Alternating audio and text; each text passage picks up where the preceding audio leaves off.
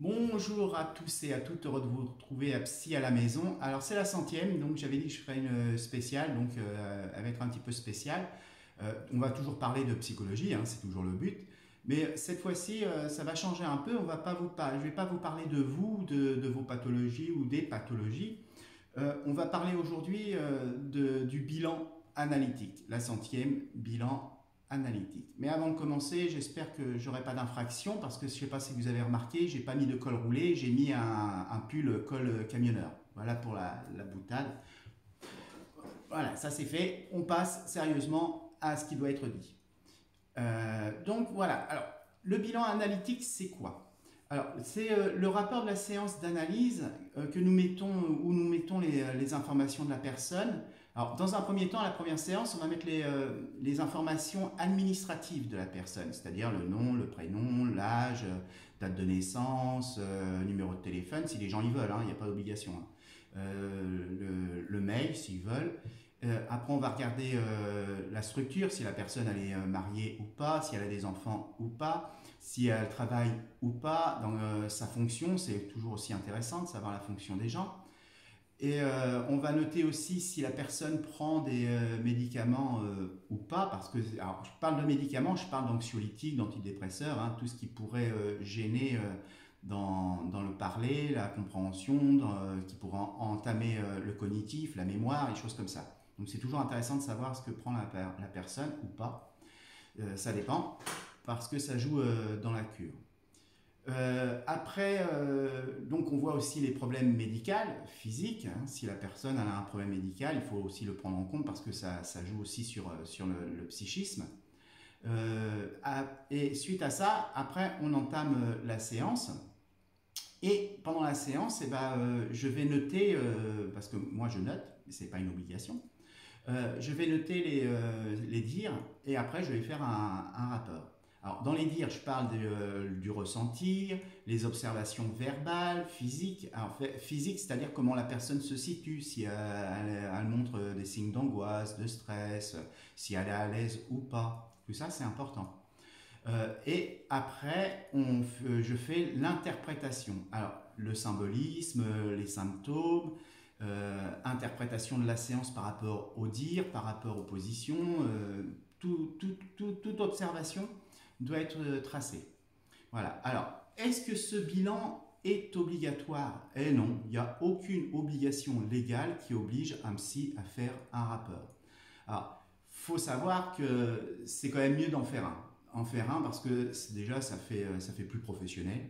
Ça nous permet d'avoir des comparaisons par exemple de patients, de symptômes, de cas. Une personne dépressive n'aura pas les mêmes symptômes qu'une autre personne dépressive. Mais par contre, ça peut nous aider dans notre pratique à nous dire tiens, j'ai entendu ça, j'ai vu ça, ça me fait penser à quelque chose que j'ai déjà vu. Bah, on peut aller voir dans nos archives à quoi ça se réfère et puis ça peut nous aider. Hein, ça sert aussi à ça, à nous aider nous et la personne évidemment. Donc je vous disais tout à l'heure, c'est non obligatoire.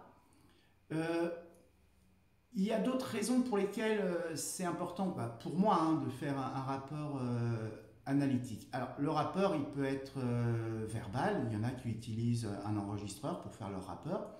Il y en a qui utilisent l'écrit, papier, crayon.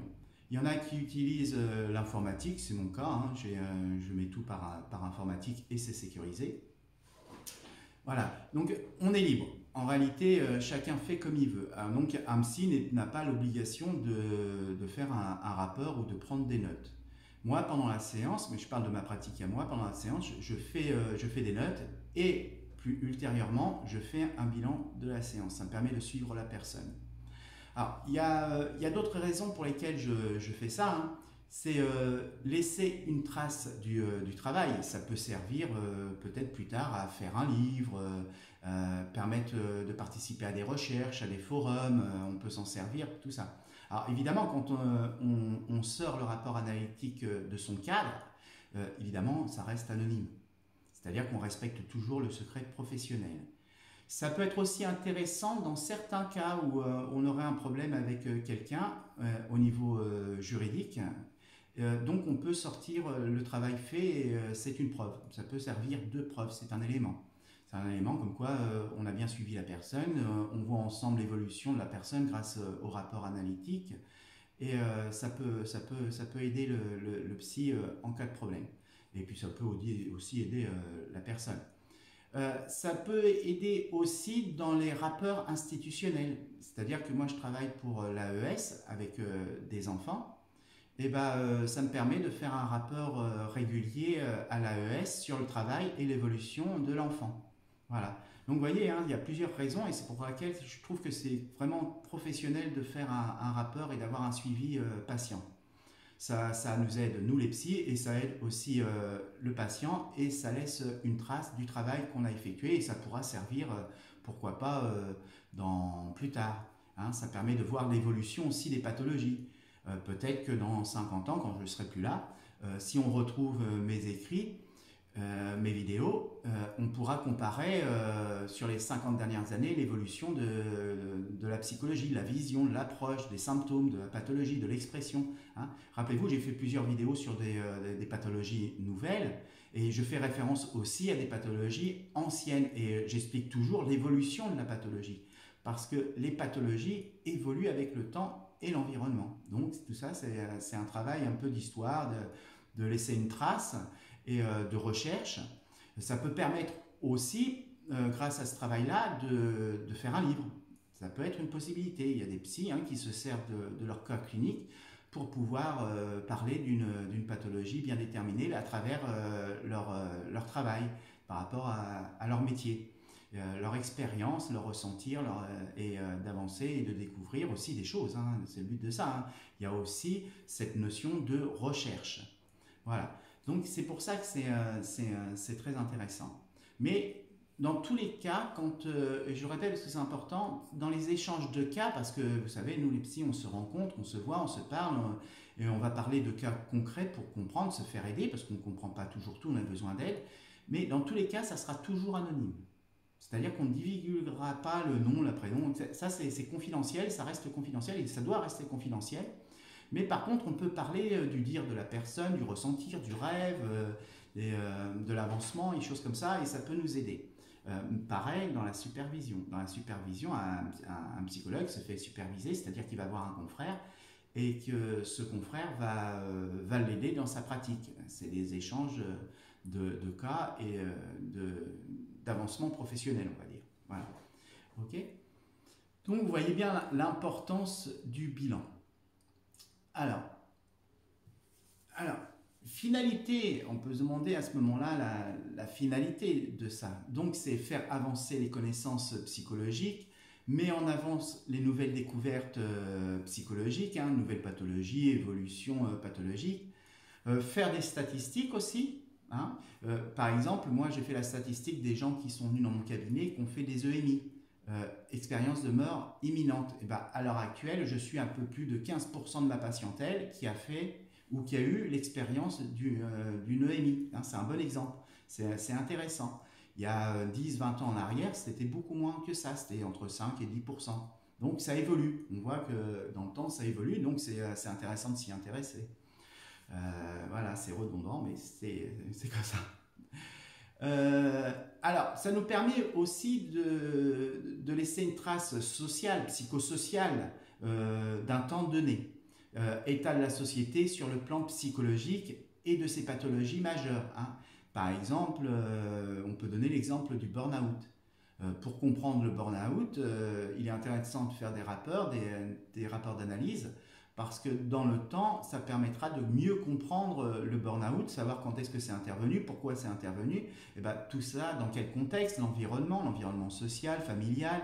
Hein. Là, c'est la psychosociale, et c'est intéressant parce que ça nous aide aussi à comprendre notre monde, et de savoir comment les gens se situent dans ce monde, et comment ils l'abordent psychologiquement, mentalement. Ça nous permet de comprendre les hausses d'aliénation, ça nous permet de comprendre les hausses de suicide, ça nous comprendre énormément de choses en réalité qui nous rapportent au fonctionnement de la société. Hein. Ça permet de déterminer si une société est aliénante ou pas, par exemple. Hein, c'est un exemple. Il y a d'autres choses. Donc voilà. Donc vous vous rendez compte que le bilan analytique, pour moi, hein, je parle pour moi, hein, mais parce qu'il n'y a pas d'obligation, je le répète, le bilan analytique, il est très important. Très important parce que c'est la trace avant tout de notre travail, de nos recherches, de notre approche patientèle. Enfin, pour moi, c'est quelque chose de très, très important.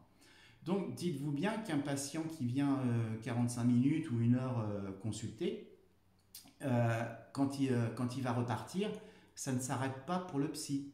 Le psy, derrière, il va avoir, s'il est professionnel, pour moi, hein, il va avoir ce travail de bilan qui prend aussi du temps et il faut le comprendre. Donc, c'est pour ça aussi que la psychanalyse, c'est pas toujours abordable pour tous, malheureusement pour moi, hein, je le regrette, mais parce qu'il y a un énorme travail derrière et que ça ne s'arrête pas à recevoir des gens, à écouter des gens, à aider des gens. Il y a aussi tout cet aspect de recherche, d'archives, d'évolution de la compréhension de la psychologie de l'être humain. Voilà. J'espère que je n'ai pas été trop long, j'ai fait en sorte de ne pas être trop long. Dans tous les cas, je vous remercie parce que s'il y a une 100e vidéo, c'est que j'ai du monde qui me suit et ça m'encourage. Donc, je vais continuer. Et je vous remercie très très fort de me suivre, de m'écouter, de me renvoyer des messages aussi. Hein. Je réponds toujours aux messages. Hein. Ça, je ne lâcherai pas, je répondrai toujours aux messages. Jamais dans l'instant présent, parce que je prends toujours le temps de réfléchir quand je réponds, pour que les gens puissent bien comprendre ce que je leur explique. Mais je réponds toujours et ça me fonctionne bien, j'ai de très bons retours, je vous remercie sincèrement, j'ai vraiment aucun problème avec mes vidéos. Donc je continue, ça m'encourage et il n'y a pas de raison que j'arrête. J'espère que vous avez mieux compris la pratique analytique et le bilan analytique. Hein. Alors, pour finir, pour comprendre un petit peu plus ce que c'est que le travail du psychologue, c'est rare, mais là, je vais vous conseiller quelque chose. Alors, pour mieux comprendre la pratique analytique, hein, je vous recommande la très bonne série de Arte En thérapie. Alors, il y a 2 saisons, vous pouvez les retrouver hein, sur YouTube, sur des plateformes. Alors, je ne sais plus si c'est sur Arte, je ne sais pas si si on peut encore les avoir, mais on peut encore les avoir sur YouTube, ça c'est sûr. Donc voilà, il y a plein de plateformes, hein, vous tapez, vous regardez sur votre navigateur En thérapie. Je vous conseille de les regarder dans l'ordre pour comprendre, parce que c'est pour comprendre le psy dont c'est l'histoire. Et des patientèles, il vaut mieux commencer par le début pour comprendre. Hein. Si vous entamez directement la saison 2, vous n'allez pas tout comprendre. Alors, je trouve cette série très intéressante parce qu'elle est très proche, très proche de la réalité. Elle est très bien faite, très conçue. On voit ce qui se passe pendant la séance, on voit l'après, on voit un peu les personnages évoluer, ce à quoi est confronté le psy dans sa pratique et aussi personnellement, et je trouve ça que c'est très bien fait. Alors évidemment, ce n'est pas la réalité, c'est romancé, mais on peut y retrouver tous les grands thèmes de la psychanalyse, de la psychologie, et comment ça se passe, et ce qu'il se passe, et comment le psy perçoit ça. Je trouve ça très bien fait, et donc je vous la conseille. Donc En thérapie, hein, c'est sur Arte, mais vous pouvez le retrouver sur les réseaux sociaux. Voilà, j'espère que cette vidéo vous aura aidé à mieux comprendre le bilan analytique et pourquoi c'est important et pourquoi il faut le faire aussi. Hein. Ça fait partie du job. Voilà. Je vous dis merci, à bientôt. Prenez bien soin de vous, bon courage. N'oubliez pas votre col roulé, sinon on va être verbalisé. Non, je plaisante. J'espère pas qu'on en arrivera là. Je ne vous le souhaite pas. Hein. Mais dans tous les cas, bon courage parce qu'actuellement, il en faut. Ne lâchez pas. Hein. Lâcher, c'est donner raison aux imbéciles. Donc, jamais lâcher. Voilà. Et je vous retrouve très bientôt pour la 101e vidéo de Psy à la maison qui est déjà prête. Donc, il ne reste plus qu'à la tourner. Il faut que je trouve le temps. Voilà. Merci beaucoup. À bientôt. Au revoir.